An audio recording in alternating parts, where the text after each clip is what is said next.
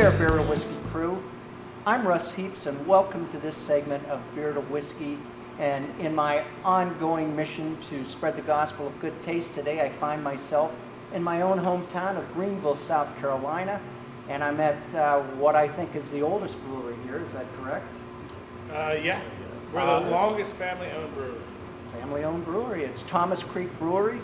And we're going to get into a little bit about the background and where the name came from and talk about some of the beers. But first, a little self-promotion. I would love for you to look down at the bottom of the page, thumbs up, click on that for like. At the end of this video, there's an opportunity to, particularly if you are on your mobile device and watching this, there's an opportunity to click on a couple of more videos, and there's also a round Beer to Whiskey icon. If you click on that, you'll be all subscribed. A new video comes out every Thursday at 12 noon East Coast time. And with the foreplay out of the way, I'm sitting here with what is a team of head brewers, co-head brewers, I guess. I've got Adam Wellier, and sitting next to him is Josh. See, I almost got through this. Sitting next to him is Josh Caprell. Close enough. I'll take it. Caprell. And on we go.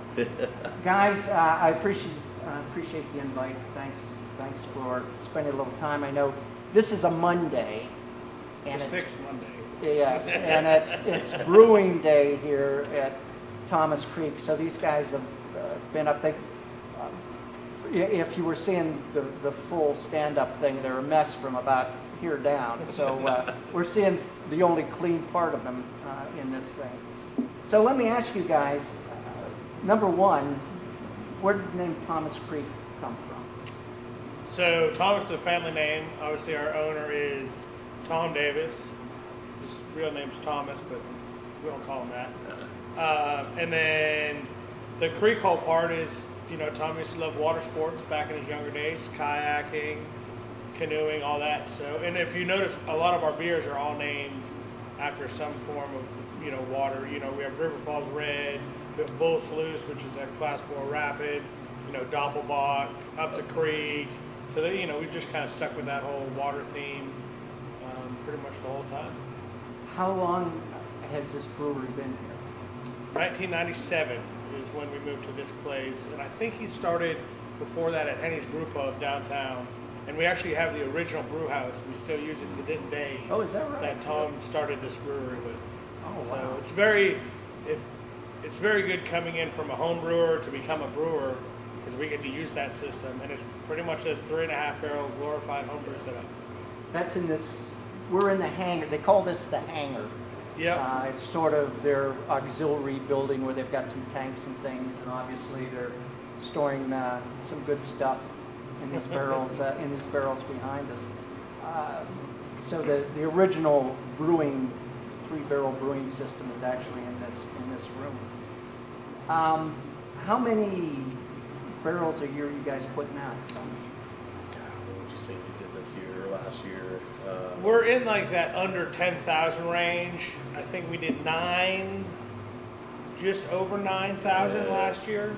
And I think the best year we've ever done, we did 14,000. So what's the capacity?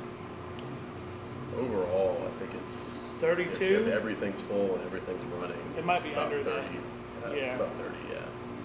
I know the first or second brewery I ever did, and this is something that you can look in the archives and watch, was Isla Mirada Beer Company down in the Keys. And I know they used to brew their beer here once upon a time. So you guys do a lot of contract brewing, I know. Smoke on the Water has a couple of handles with their own name on them, but they always tell, when anybody asks, they always tell them, oh no, Thomas Creek does this for us. But, so I know you guys do a lot of contract brewing. Is that, how much of the business is that? It used to definitely be a huge part of our business, and in the recent years, we've kind of taken on more of a sales team for our Thomas Creek brands. And I'd say we're probably about 70% now doing Thomas Creek brands, if not more. Yeah. And then we've kind of loosened up on the contracts because we can now, the market allows us to make that money for Thomas Creek. So, What's the distribution range? What are 7 states. So all East Coast. We used to do Sweden. I think it was Sweden. Yeah, Sweden for a little while. We did Oh, Sweden. really? One of the distributors wanted to get it out there. So we did that for a everybody little while. in Sweden loves beer up there? There was a big drive for American craft beer in Sweden. that Even right? though they've got a lot of Swedish craft breweries, they all wanted the American craft beer, so it was weird. What are the states that you guys are actually in? Pennsylvania to Florida. Pennsylvania, that seems... Yeah, we got one. It's Stockertown, PA. One distributor up there. We push a little bit of product up there. Don't really know those numbers too hard, but I know we go up there, and I think we skipped DC and Virginia, but North Carolina, South Carolina, Tennessee, Georgia, Florida. Yeah, I think that was some. What got you started? I introduced him as Adam, but I kind of misspoke. It's really cousin Adam, and that's how he's known here in the beer world in upstate South Carolina. How did you get started? Were you did you start out drinking Coors and Bud and then came over, or what? Yeah, I was actually drinking Schlitz and Narragansett. You know, of course, before you were 21, everyone drank, and it's just what was around. And I'm from up north, so Narragansett was a good craft. It's a good craft lager. But really, it was Schlitz, old 22-ounce cans, out of my friend's grandmother's basement. And then I realized it was going to be easier to start making beer than to try to buy it underage. So I definitely... Because you can buy all the ingredients underage, exactly. right? Yeah. Don't, no one do that. Not promoting that. Nope. But yeah, so I made a couple batches and they're all horrible. Didn't really know what I was doing. Had a little Mr. Beer kit, so I lost that drive. And then my dad was actually moving from DC to Costa Rica and was getting rid of all his stuff, like starting to get rid of it. And he had all his old brewing equipment. And I remember making beer with him when I was a kid, and we'd make root beer and he'd make, homebrew. So that was an easy start for me. Didn't have to have all that money for equipment. And started working at a homebrew shop on the weekends in exchange for ingredients, and trying to do this as cheap as possible, because it does. If you dive in head first in homebrew, it gets expensive real quick. Right. Don't let anybody tell you it's cheaper than buying. It is not cheaper than buying beer. And then, it took off from there. I did some work with 6 and 20 distillery over there in Powdersville. Was working at the homebrew shop still, and then beer rep. I used to be a team lead at Sam's. Our beer rep told me that Thomas Creek was hiring. So the first job I applied for was actually the sales job. So how long have you been at Thomas Creek?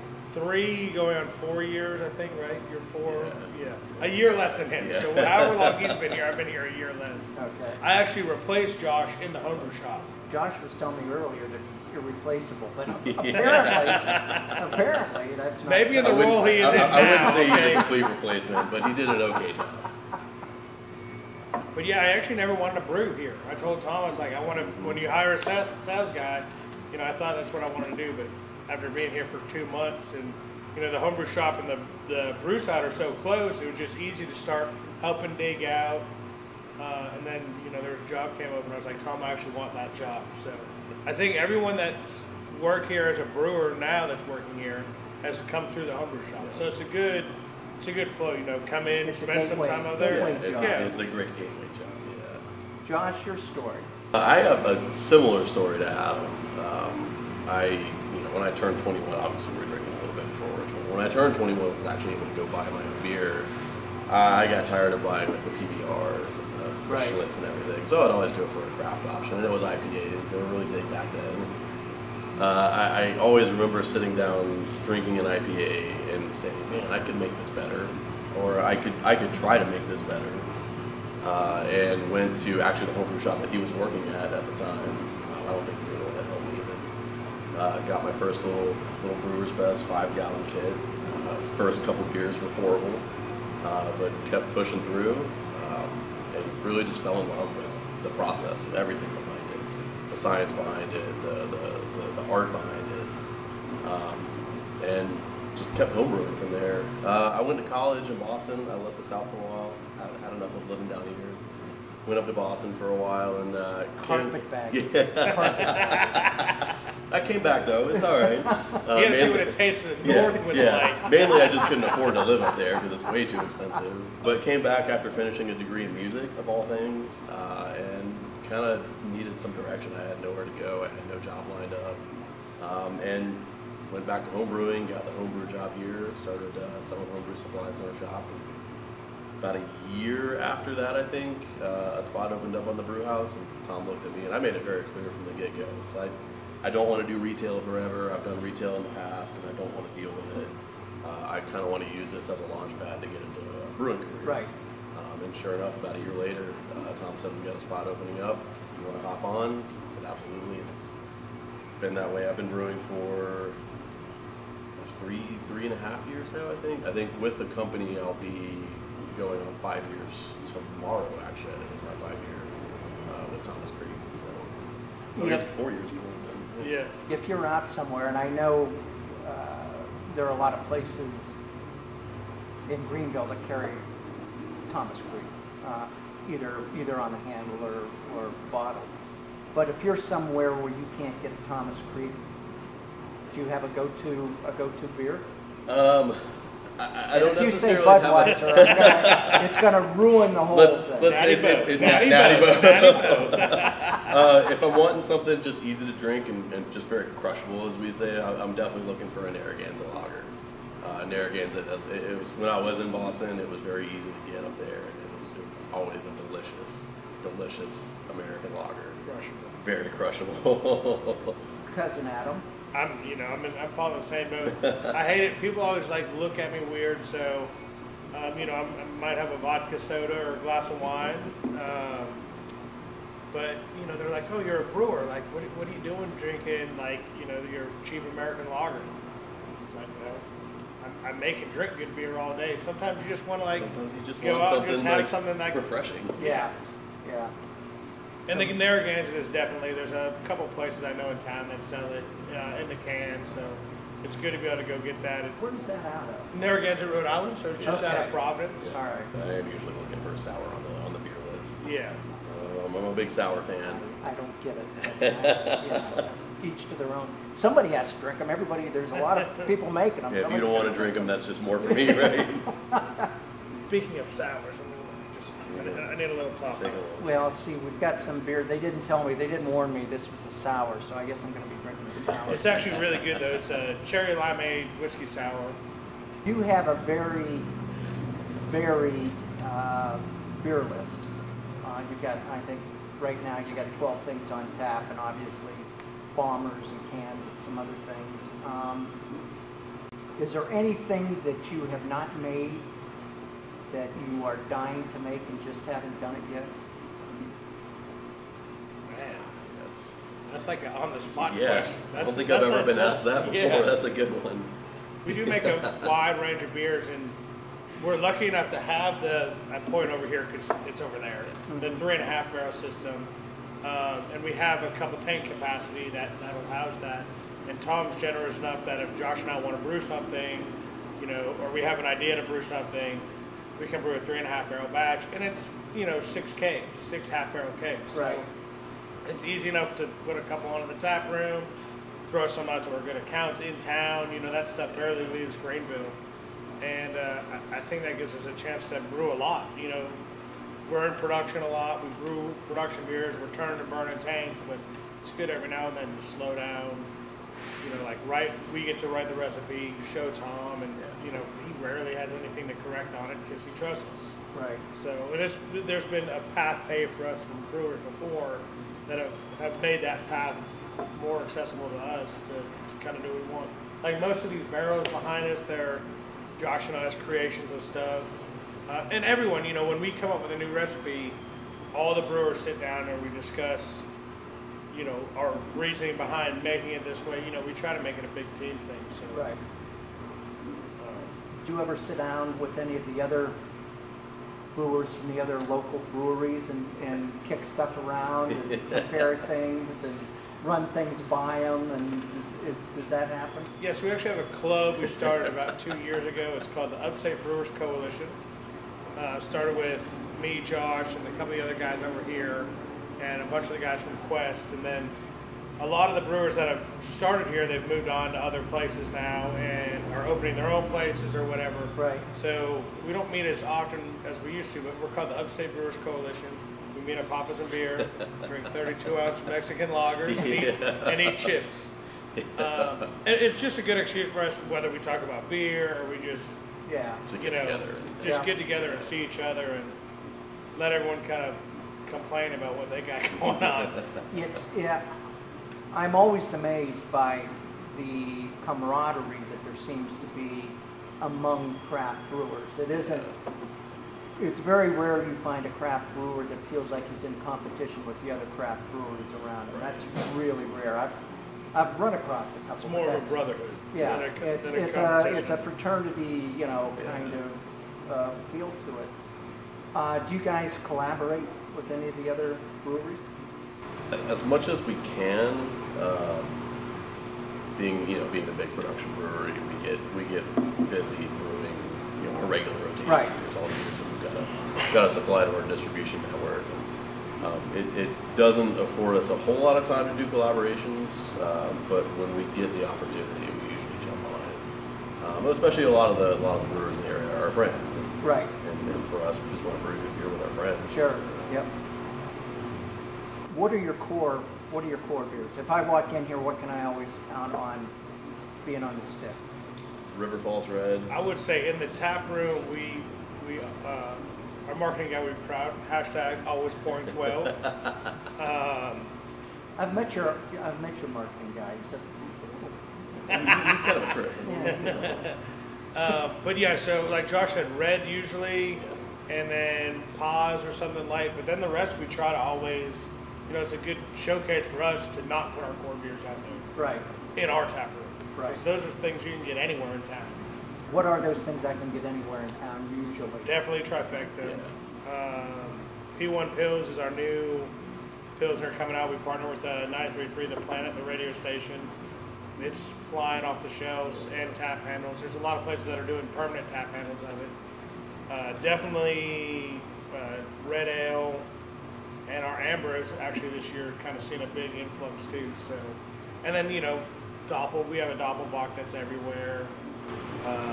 Might up the creek a lot of places too. Yep, up the creek a lot of draft. I know the Doppelbock they have at Grow Marks and they make an adult milkshake with it, and it is phenomenal. Our root beer too. We do a non-alcoholic root beer. We make from scratch. The best root beer I've ever had is made by brewers, alcohol beer breweries. It's just really remarkable how good it is, and I have had Thomas Creek's, and it is delicious. I usually don't like root beer, but it's the one root beer that I'll drink a little bit of. Yeah.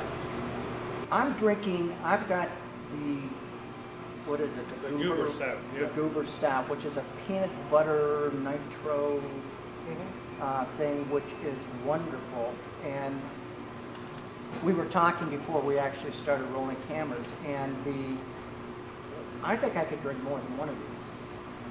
I mean, it's usually peanut butter things that I've had. It's good with this one and done. Oh, I'll bet it is. I'll bet it is. But this isn't overpowering. It's got a nice peanut butter flavor, but it's not crazy sweet or.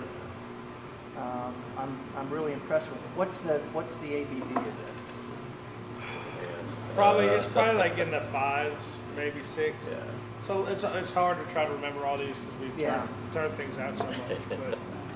But I apologize for turning it into a quiz, but no, it's good. It's good to test the memory, I guess, every now and then. You need to start playing those brain games on my phone. I just get a piercing headache and have to quit.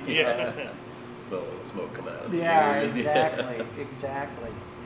So what else do we have here, guys? What is this sour that you are Here, let's So pour you this up. is Whiskey Sour Power. It's kind of a cocktail-inspired sour beer that we would Okay. roll with. Oh, that was a That horrible was pour. terrible. I remember Wow. my first Wow. pour. Wow. I I thought, brew. I thought you were a professional. No, I'm a brewer, not a pourer. Okay, all right.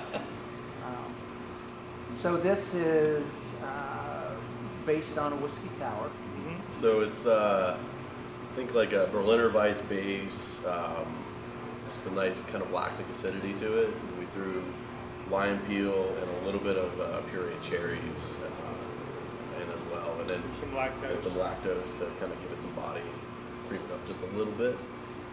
And then put it in barrels for Like 6 months? Yeah, What kind of barrel? Whiskey barrels? yeah. Yep. Anything in particular, or just whatever, Yeah. whatever you get your hands on? I think those were Weller barrels. weren't It they? blends. I think it was Yeah. one blends, one Weller's. And then you had set for 6 months. Yep. I will tell you, I'm not a sour drinker. I've had some sours that I've been okay with. I've shot a couple of breweries that specialize. It's don't just specialize, but that's all they do are sours, and I've always found something there that I kind of like. This is really extraordinary. It's got enough carbonation to it and enough smoothness to it, and it's not. You guys really, I think you guys hit the target on it. You hit the bullseye. Thank you. Thank you. And I'm not blowing sunshine up your skirts. Oh, I did wear my skirt today. We'll call it a kill. Yeah. Yeah. But wow, this is good. Yeah, not overly tart. I think, Josh and I kind of hit the money for what we were looking for. Yeah. Definitely like a crushable.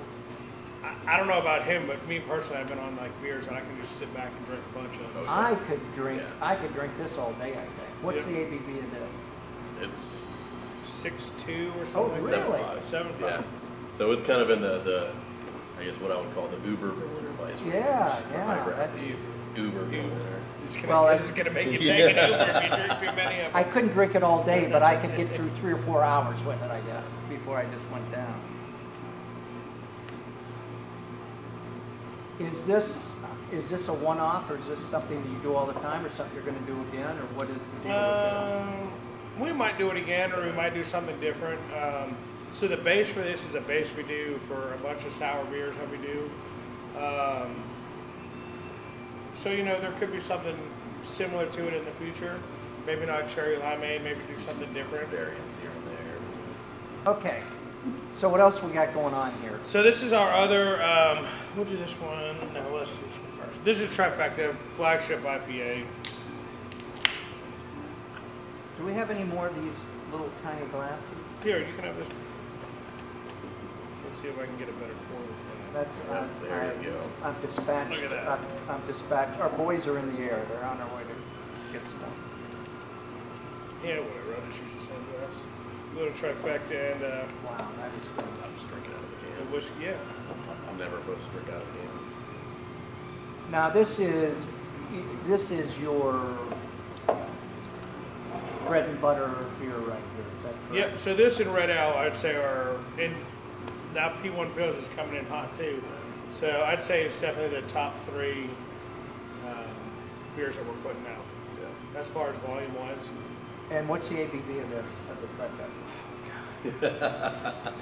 Should have written a It list says down of everything. It's a 12 fluid ounce can. Yeah, I don't I think remember. it's 6. Might be about 6. We'll get back It's to it. Don't quote us on it. 15.4 Plato starting. It finishes about 3, so good math. It's 14.6 to like 3, so there's math. You guys are making some things. Pilsners are a toughie. Sours are a toughie. Any issues or problems with these? We have a pretty good routine for You when can we bring them over. do sours and then clean beers. We don't really. Thanks. Thank you. Thanks, Tim. We don't really. Tim's a marshal. Yeah. We don't really age any of our sours in stainless. It all gets aged in wood. And then we have one bright tank that we use to carbonate it all. But our CIP cycles, our cleaning cycles, we're very diligent about how we handle a beer after a sour. Well, that's about 2/3 of brewing is cleaning, isn't it? Probably more Yeah, than I'd say, Yeah. yeah. waiting around for the boil to finish or the water to be turned back on. Yeah. Or, So you barrel age all your sours? Yep. So we're basically use the barrel as a house for the Wow. beer and the bacteria that we're using. That's pretty unique. There are a lot of people that make barrel aged sours, but that isn't what they do with all their sours. Yeah, we So just we don't have anywhere to put them, so we're like, hey, we'll just use all these barrels.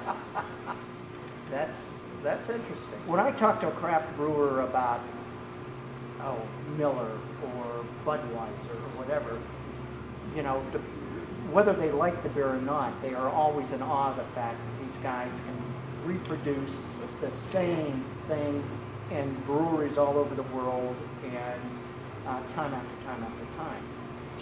Are you guys finding that that's an issue for you at all, or? I mean, I think our process it's tried and true. You know, Tom's been doing it for 20 years. Josh's been doing it for 5. I've been doing it for 4. The people before us that were here, it's the same process that Zach Newton and Whit Lanning were doing 5 years ago before we even thought about brewing. 7, 8 years ago, you know. It's just a tried and true process. We know how our equipment works. We know the efficiency of it. We know if we change this is going to happen. And I think that just it's been here so long. There's Right. slim margin for error. So unless like it's a human error, or a pump fails, or the motor breaks, or Which water line I would breaks. assume in a brewery that's been around as long as this has, that's not a rare occurrence. We've been seeing it a lot here in the past year because everything's 20 years old, and now like our mash tun motor broke. It hasn't been replaced in 20 years Right. because it's just good equipment. So Yeah. I think it's very easy to duplicate the beer. Our notes are very good. You know, we definitely keep a log of everything that happens. As far as even what tank it went into, to what tank we filtered it into. So that way we know if that batch got infected, which we've only ever done one batch of beer, I think, in 10, 15 years. And, you know, we can easily track everything, you know, to find out what happened, where it came from. Right. So, and, you know, we have a centrifuge. We're lucky enough to have a centrifuge filter, so it allows us to do things like loggers and filtering is a breeze, you know, it's very automated. We've got a tap room here. We're not in the tap room because it's open and it's a little busy, and so that's why we chose to do it here. But you guys have a tap room. We just opened our kitchen. Kitchen's Oh, been do open you for a have it? month. We do have, yeah. Yeah. Oh, wow. Oh, Well, yeah. no wonder there's a lunch. I was told, there's going to be a little lunch rush in here. And I'm thinking, why? But you've got a kitchen now. Yeah, so Tom's we got things like wings, pizzas, a delicious Reuben, a buffalo chicken wrap. Wow. Yeah, tater tots. You can get tater tot nachos, tater tot poutine. You had me at tater tots. Yeah, exactly. You had me at tater tots. If they were bacon wrapped tater tots, it'd be like, I don't know if I could stand Tom cooking bacon because I'd just be in there wanting to eat it all. can we crack the Yeah, pilsner? let me finish this one. I'm going to keep my whiskey sour glass over here so I can have a little more of that before the. That's a pour. Thank you. That's There's a a pour. There's a pour. That's how it's done. Yeah. The only pour I know is open the top and shove a knife to the side and shotgun it. Let's take a clean glass. Yeah, this is just a super, I mean, you know, this is your all-day lawnmower slammer. Oh yeah, this is 5%. You I can know put on the that one. can good beer, and that's you Yeah. know. Yeah. How did this come about with these guys? Did they come to you? They came to us and wanted to do something. So it's a funny story. They came in and we let them try a bunch of different styles of beer to see where their mind was going. And Josh and I last summer had actually brewed a beer that Tom let us brew. because we wanted something when it's 100 degrees outside, it's like 110 in here. So we wanted something like 3 o'clock comes, we're almost done. We wanted to slam a couple beers back, so we wanted something to drink. You know, we just wanted a beer that tasted Yes. like beer, Yep. Yep. crisp, crushable. And so they came in and, you know, we let them try it and they fell in love with it. So we made some tweaks. Josh, Tom, and I all sat down and tweaked it out, threw it in a can, and that's it. There Okay. it is. That's the story. Okay, you can pick up the can and look at it. ABV? Did No, you it's got- 5%. 5%, I'd yeah. face it to me Yeah. when I put it down. And I'm surprised it's that much. Yeah. It'll It's very, sneak it's up on very you. easy to drink. Yeah, it is. It's Yeah. really, when you talk a session beer, this is a session beer. Yeah, this is actually the favorite thing of mine that we're brewing right now, just because Yeah, that's probably one of my favorites. it's what I want to drink at home. Yeah. And then when I go out and share beer, I want to bring Right. I want to drink the good stuff then. But if I'm just sitting at home, it's going to be this. Guys, we've covered a lot of ground here, and I have enjoyed it immensely. I learned a couple of things. Had no clue you guys had a kitchen that had just opened, so that's some good It's information. bad for us. I think I've gained 5 pounds since the kitchen opened because it's so easy to get lunch now. And I didn't know it was possible to make a sour beer that I could drink all day long. You guys have managed to do that. So, having said all of that, thanks for the invite. Thanks for coming. Yeah. You bet. Texas Miss Lily. See you next time.